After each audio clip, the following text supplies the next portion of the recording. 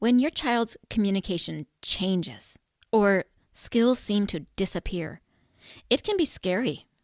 Today, we're talking about language changes related to brain injury, seizures, pediatric stroke, and regression. But even if your child is not experiencing those exact challenges, many of the principles we'll discuss are brain-based strategies that support communication, learning, emotional regulation, and connection in any growing child. We'll focus on what helps the brain heal, how to support communication during recovery, and why safety and connection matter just as much as words. So even if your family is not walking through these exact experiences, many of these brain-based strategies can still help you support communication, regulation, learning, and connection in everyday life.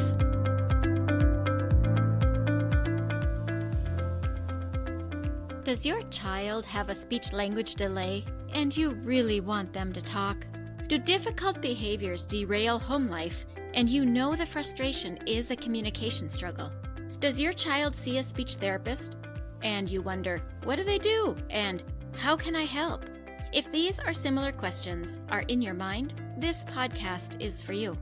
Hello, my name is Dina Lynn Rosenbusch. I am a speech-language pathologist that has worked with children from birth to 21 for 3 decades. And in my classrooms, I see you wanting to connect with the heart of your child, but their speech and language skills create a barrier.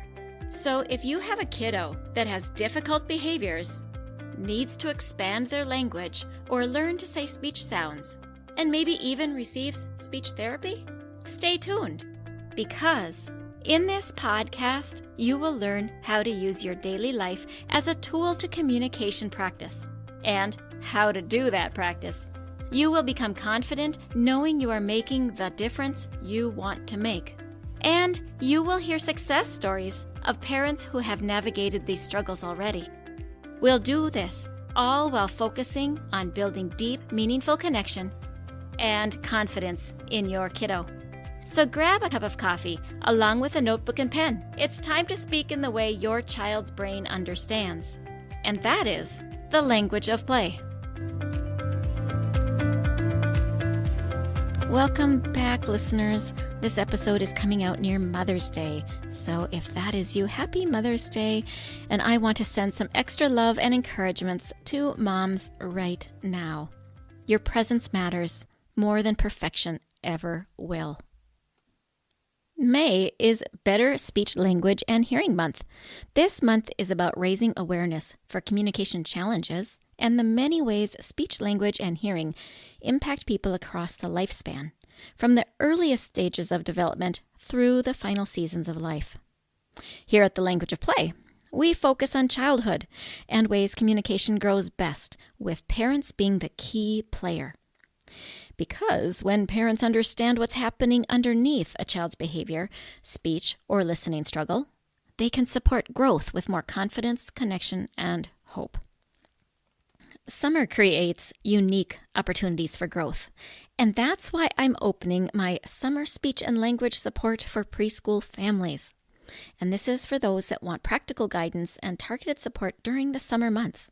Instead of waiting for progress to happen on its own, I'll help you learn how to build speech sound support naturally in your daily life, where to begin, and how to recognize progress along the way. Of course, language and listening skills are part of it too, because communication skills grow together. But the primary focus of this group will be speech sounds and the beautiful opportunities of summertime. So many of you know that I officially launched the Language of Play website in March.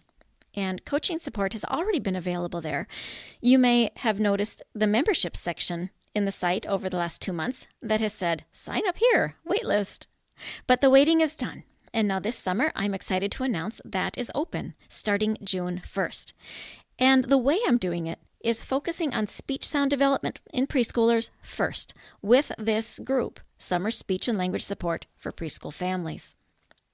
I have every expectation that it'll grow and expand, but this is where I'm beginning the membership. We know that communication touches every part of a child's life. It affects connection, learning, friendships, confidence, and the ability to express needs, ideas, and emotions clearly. For many parents of preschoolers, the 2 years before kindergarten can bring questions and uncertainty. Maybe your child is talking more, but unfamiliar listeners still struggle to understand them. Maybe some sounds are clear while others seem impossible.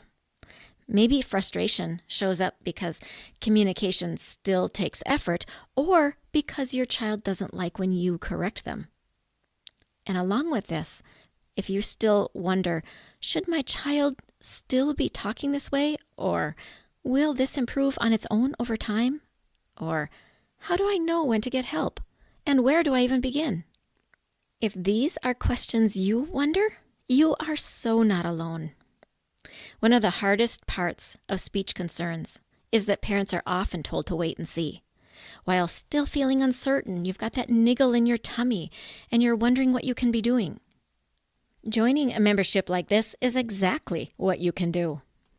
Meaningful support does not have to feel academic, and it should not be overwhelming or stressful for either you or your child. It should be warm and well-grounded in connection. And that is exactly why I created this group, Summer Speech and Language Support for Preschool Families. We are not turning summer into school. We're helping you know how to identify and correct sounds effectively in ways your child enjoys so that your help is successful.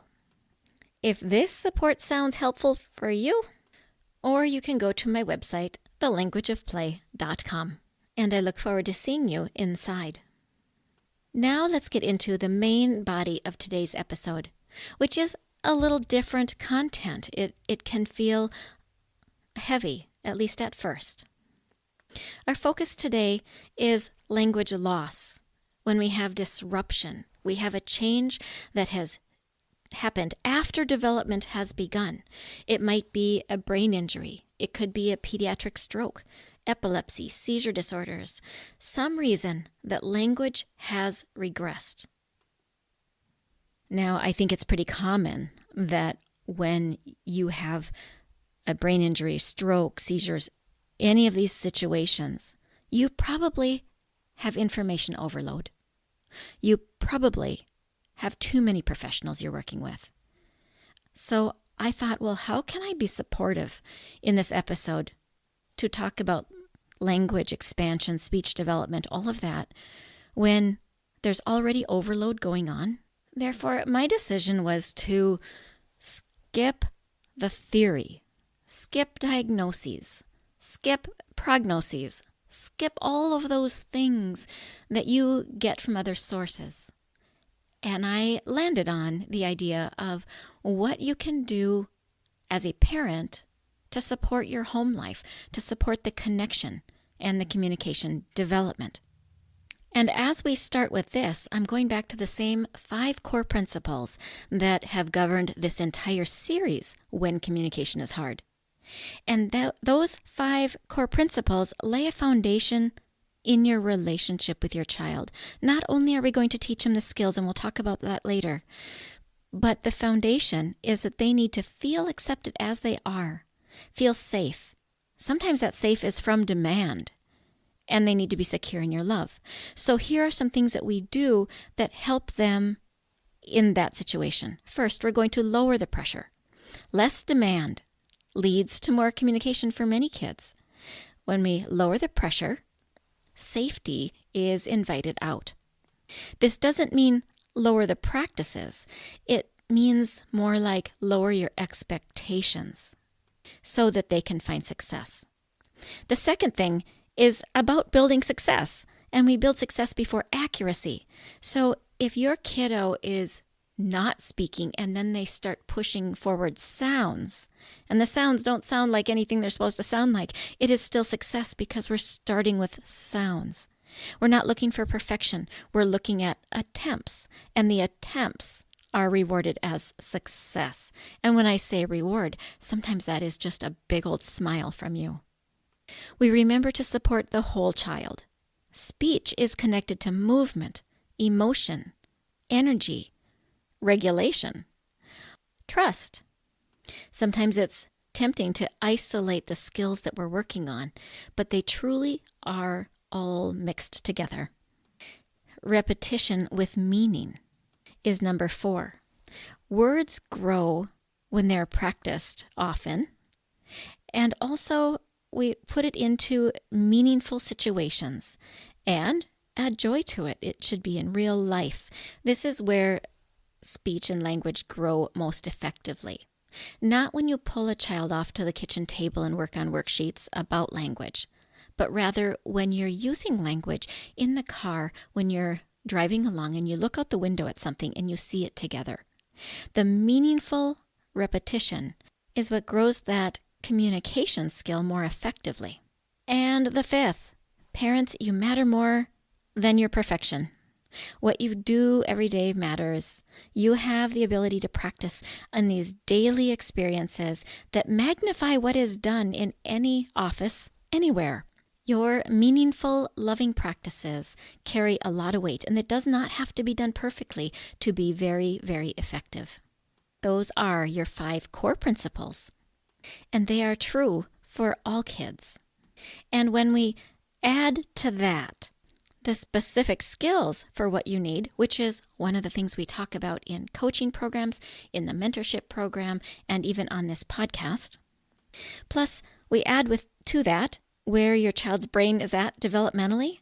And in this episode specifically, we're talking about when changes happen and skills are lost. So developmentally, your child's brain is at a different level than it was before. Let's summarize this last part backwards. We need to know where your child's brain is at developmentally. You need to gain specific skills so that you know how to help them. You need to know how to do practices that are going to be consistent and doable and effective. And then you've got the 5 core principles of building what I call relationship trust, where you lower the pressure, focus on success before accuracy, supporting the whole child, do meaningful repetitions, and remember that you don't need to be perfect. With all that as a backdrop, let's get started on talking about what some of those parent strategies are that'll support recovery and resilience. Number 1, parents, first thing always is, we call it rapport in speech pathology, and that really in a parent setting is going to be just reestablishing communication safety, using this calm tone, help your children know that they can predict what kind of responses you're going to have. You're patiently listening to them. You're letting communication, in whatever form it's coming towards you, be safe and okay. Likely your child will feel the difference. They'll feel embarrassed or ashamed or whatever they might feel because there's a change in the situation, and that brings tremendous insecurity and frustration. If you can establish for them that acceptance of whatever you put forth, I'm ready to accept, that will calm them. And in that calm, children generally are able to grow faster and they have more rebound back to the original skills. The second thing, if you're taking notes, this is number 2. We want to support them recalling whenever there's a brain injury, seizure, or some kind of loss for whatever reason. Oftentimes, memory is impacted. And so we're going to support them as they try to remember. That would be maybe providing a picture and gestures and signs, because the visual cue helps bridge for the memory gaps. When you use gestures and pointing, that helps to reduce the effort that they are putting forth to try to remember. So it's a cognitive load that they've got going on when they're trying to recover. And if you can use gestures and pointing and visuals, it reduces that mental load as well as giving them a bridge over the gaps in their memory. The next thing, number 3, if you're taking notes, is to allow short responses. When there's a loss, we want them to be able to say what they had said before, and it might not be in their capacity at this time. So letting them and allowing them to have a short response means something much more complex, or allowing them more time because it takes longer to get those short responses out still gives them the dignity of having said something more complex even when they didn't, because maybe you know that they actually do know this whole concept of the race car going fast down the track, but yet all they said was track, or maybe ka for car, and that vocalization actually represents something that you knew that they loved before. So give them the acknowledgement of the full message whenever you can. Number 4 is about family routines. I would recommend that you take the family routines that they're still involved in, and then I would say make the language that you are going to use. Again, this is during recovery and resilience time. We want them to gather the language in. So initially use the same phrase. Number 4, that would be repeating familiar routines. And what I'm saying is have familiar language that corresponds with those familiar routines. So if you're going to brush teeth, maybe you're going to just say, brush teeth time, instead of, hey, after supper, we're going to go brush your teeth. Rather, developing familiar language that are short snippets, anchors into the brain what is happening in the process of a routine. All of this builds confidence, and it lowers the load on how much they have to mentally process during a recovery period. Which ties right into number 5. So if you're using those familiar routine languages, which would be, for example, like brush teeth time, and you have a way to show it, we call it multimodal, and that would be that we can show it in a picture, we can put it in writing for some people, we can have gestures in addition to our speech. Maybe there's going to be devices. It depends what level and what is going on with your child. But anytime you can pair other pathways, it allows the kiddo to heal more easily.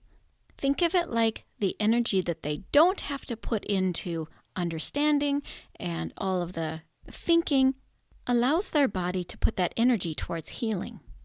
And if you are some years into this experience and that acute phase is over, it's still super supportive for our kiddos if we pair anything visual along with movement, along with the words. All of that enhances comprehension and memory.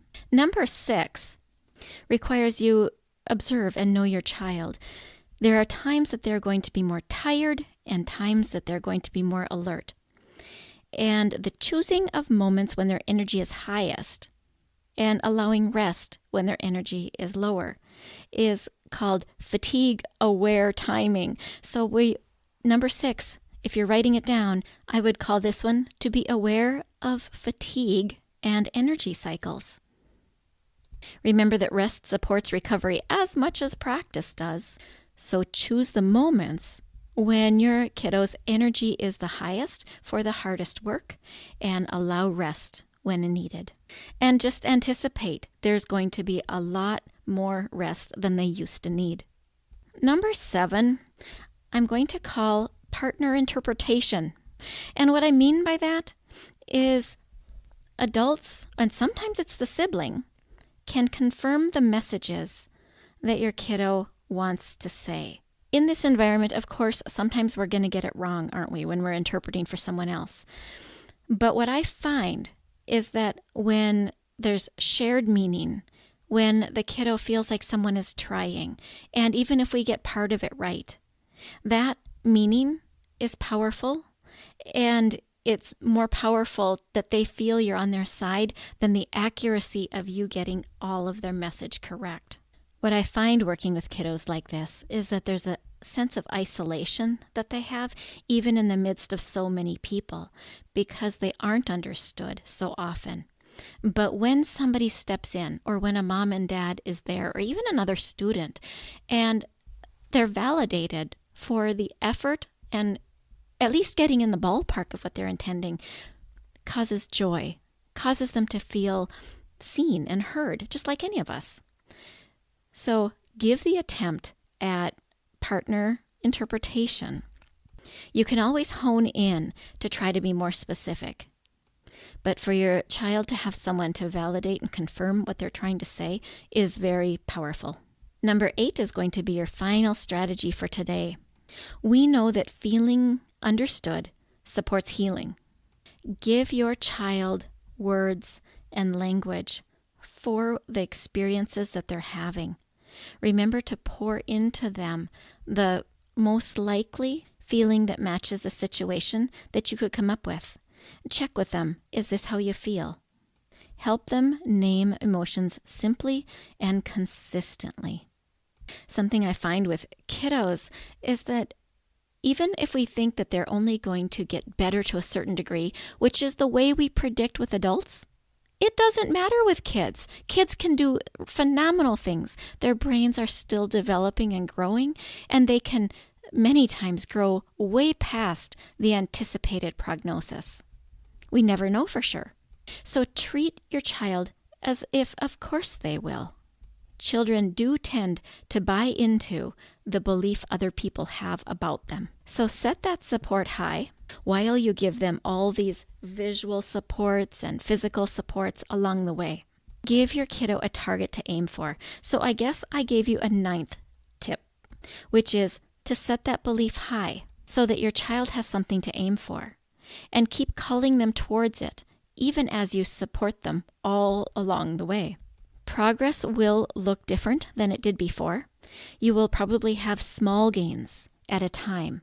This means learning to recognize what those small gains are helpful for you so that you feel encouraged and not discouraged. I just thought of something else that I need to mention, and that is that recovery is not linear. We know developmentally kids tend to do things in a certain way. But when you've had a change to the situation due to a seizure, brain injury, or whatever has caused the regression, means that recovery is not going to be on that linear path. And that is okay. We look for the small gains. We give comfort and we receive comfort. We give confidence and we receive attempts. And all of this matters deeply.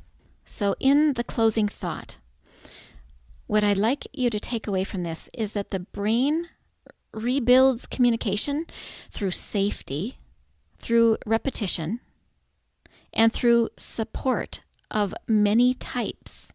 That would be the visual, the movement, all the things. And when our kiddos feel connected and not pressured to perform. Your presence and your patience and your belief matter more than any strategy. And healing communication is built on one little moment at a time. And those moments are supported, and sometimes fully supported, because you're giving a visual, you're helping hand over hand, sometimes you're speaking the words themselves for the child, and their whole role is to agree. And you probably already see yourself actively involved with doing this. I've had 3 people on this podcast that have dealt with injuries. Episode 183, Janine Tang's 18-year-old son experienced a brain injury in a fall. In episode 195, Zarina Pritchett talked about how she used games to help her adult brother regain communication skills after a brain injury. And in episode 226, Constance Lewis wrote a book to help her child regain language, using colors to help express emotions. I will link these 3 episodes in the show notes so you can follow up with more on this topic. And for those of you that would like to join the Summertime Speech Support for Parents, look in the show notes. You will find a link to sign up. And if you're coming to this podcast after the group has already begun, or depending when you listen, maybe even end, please also go to my website where you will find current information about what you can sign up for now. Hey parents, I hope you found this episode helpful. If so, would you please take 30 seconds and share it with a friend who also lives or works with children? I would really appreciate it if you would leave a quick review for the show on Apple Podcasts. I read every review, and it lights me up to know that this show is making a difference. Then come join my Facebook community, where you'll meet other parents who are dedicated to helping their children grow too. You'll find the link in the show notes. Thank you for joining me. Now it's time to go. Let's pop our kiddos in the strollers and go look around outdoors and see what we have to talk about